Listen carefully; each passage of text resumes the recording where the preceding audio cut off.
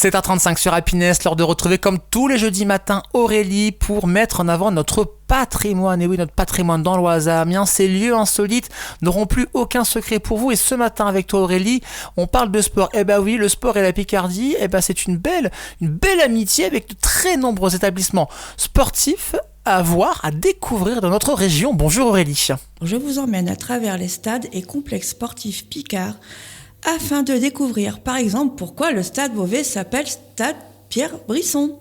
Eh bien, tout simplement, mon cher Guillaume, car ce conseiller municipal a œuvré dans la partie sportive de Beauvais pendant plus de 40 années, et plus particulièrement auprès du club du foot de la ville. Le club de foot de la ville qui est aussi qualifié en Coupe de France d'ailleurs. Si tu le dis. J'ai mes limites au niveau sportif, je l'admets amplement. Et donc, pour partir à la découverte de cet autre patrimoine, on va s'arrêter dans un premier temps à Resson-sur-Mat, où le complexe sportif Marceau-Vasseur rend hommage au footballeur ressontois dont il a été capitaine en 1934 et par la suite cycliste sur piste au SV Senlis.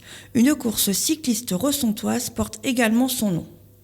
Un peu plus loin, dans le village de Lassigny, rendez-vous est donné aux sportifs locaux au gymnase Maurice Fournier, grand athlète de saut en hauteur. Il concourra 2 fois aux Jeux Olympiques.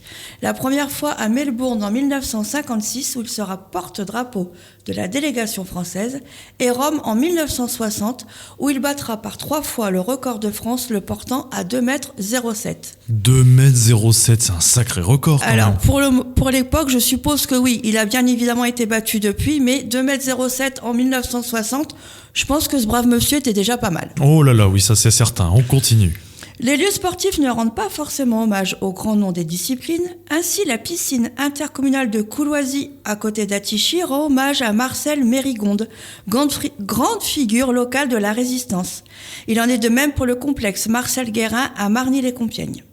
Direction nos voisins Axonais, dans l'Aisne, je précise, et arrêtons-nous au stade Paul de Brisy à Saint-Quentin, rendant mémoire au professeur d'éducation physique qui s'impliquera dans la vie sportive locale en y lançant la lutte gréco-romaine, dont il deviendra président de la Ligue Picardie.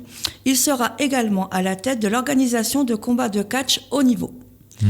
Un peu plus loin dans le sud de l'Aisne, nous prenons la direction de Saint-Senis à côté de Chauny et nous profiterons du complexe sportif Jolamant, coureur cycliste amateur qui s'est distingué à plusieurs reprises sur la célèbre course Paris-Chauny, mais qui a toujours voulu garder sa place d'amateur et n'a jamais voulu rentrer dans le monde du professionnel.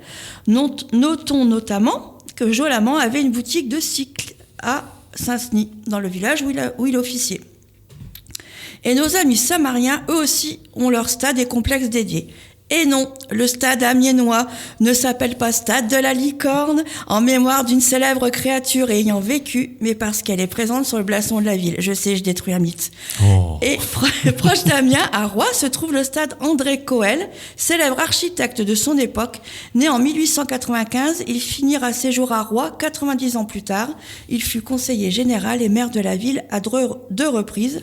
Il sera également fait chevalier de la Légion d'honneur. Si vous parcourez sa biographie, vous verrez que c'était un grand homme politique local. Et pour finir, direction Ham, au stade Gaston le Jeune, centenaire local résistant de la première heure qui œuvra dans la vie politique. Et Péronne, où le stade Daniel Boinet met à l'honneur son célèbre médecin local. Voilà, la liste n'est pas exhaustive, je m'excuse, je n'ai pas pu citer tous les stades et complexes de Picardie. J'en ferai une autre chronique, bien évidemment. En attendant, je vous donne rendez-vous bientôt pour une nouvelle balade picarde. Merci beaucoup Aurélie et à Guillaume aussi qui t'a accompagné pour cette chronique à retrouver en podcast sur happinessradio.fr, l'appli Happiness et les différentes plateformes de streaming. Merci à vous deux et rendez-vous jeudi prochain pour un nouveau lieu insolite sur Happiness. Dans 3 minutes, vos événements dans l'Oise et à Amiens, c'est quoi de neuf l'agenda et c'est après ça.